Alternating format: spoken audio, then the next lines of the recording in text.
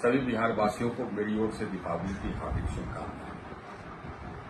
आप सभी सपरिवार स्वस्थ रहें, सुखी रहें और खूब तरक्की करें, ऐसी मेरी ईश्वर से कामना है।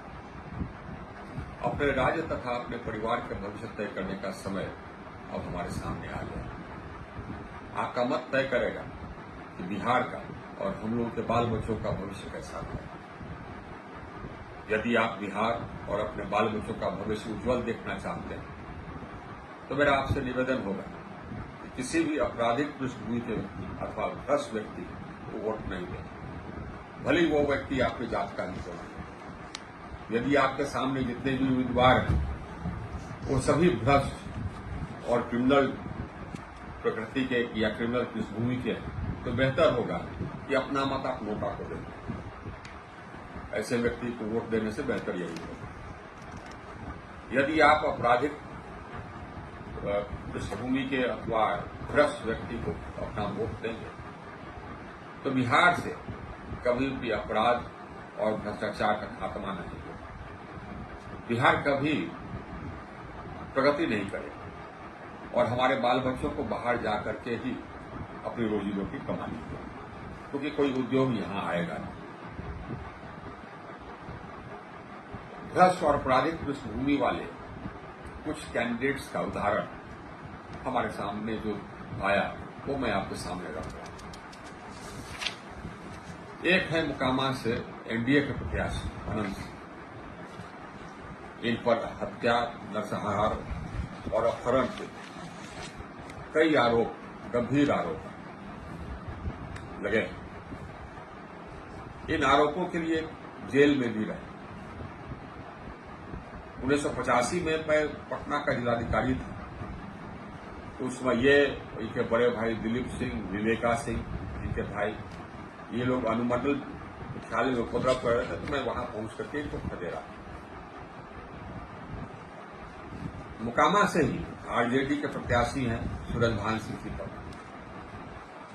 मैं गृह सचिव बिहार था, उस समय सूरजभान सिंह बिहार के नंबर 1 डॉन जाने जाते थे। 2-3 राज्यों में इन पर हत्या इत्यादि के, हत्या, नरसंहार, अपहरण इत्यादि के मुकदमे रहे। मैं जब गृह सचिव था तो उस समय मैंने नालंदा के एसपी को कहा था किसी भी परिस्थिति में इसको गिरफ्तार करना है, और ये इसको गिरफ्तार करने में हम लोग सफल थे। ये स्वतः चुनाव नहीं लड़ सकते हैं मुकदमों के कारण, आपराधिक मुकदमों के कारण, तो अपनी पत्नी को गिरफ्तार किया। नवादा से एनडीए के प्रत्याशी, आपको आश्चर्य होगा, राजवल्लभ यादव की पत्नी। राजवल्लभ यादव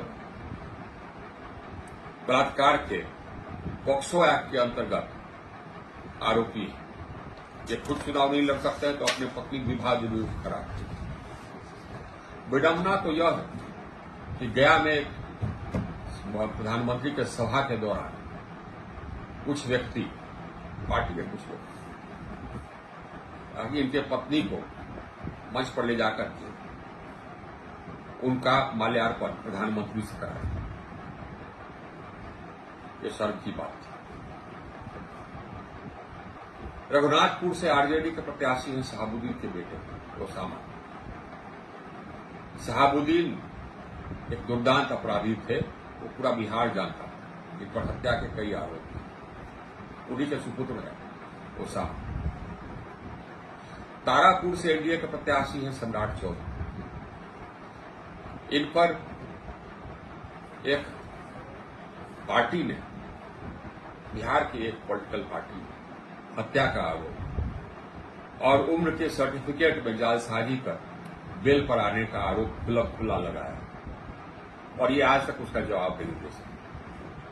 ऐसे हैं एनडीए के प्रत्याशी तारापुर से सम्राट चौधरी। जगदीशपुर आरा से एनडीए के प्रत्याशी हैं भगवान सिंह कुशवाहा। ये इचरी में 7 व्यक्तियों के नरसंहार के आरोपी रहे और आज एनडीए के प्रत्याशी। सदेश आरा से ही एनडीए के प्रत्याशी हैं राधाचरण शाह। ये हाल ही में जेल से छूट गया है। ईडी के रेड के बाद ये जेल में 10 महीने तक रहे और अभी छूटे और एनडीए ने इन्हें टिकट दी। संदेश में दूसरी ओर से आरजेडी के प्रत्याशी हैं अरुण यादव के बेटे। अरुण यादव भी बलात्कार के आरोप में फरार रहे। उन्हीं का और खुद नहीं लड़ सकते थे तो अपने बेटे को चुनाव लड़ा रहे। ऐसे सब तो प्रत्याशी हैं। इनमें से कोई ऐसा नहीं है जिनको कि आप अपना मत दें। ऐसे लोगों को मत देने से बेहतर है चुल्लू और पानी में डूब के मरना। जो अपराधी है या भ्रष्ट है वह जनता का खून चूसता है, बिहार का खून चूसता है, बिहार के विकास में अरोड़ा है। उन्हें भगा करके ही हम अपने बिहार को रोशन कर सकते हैं। आइए इस दिवाली हम लोग अपने बिहार को रोशन करने का प्रण करें। पुनः दिवाली की हार्दिक शुभकामनाएं।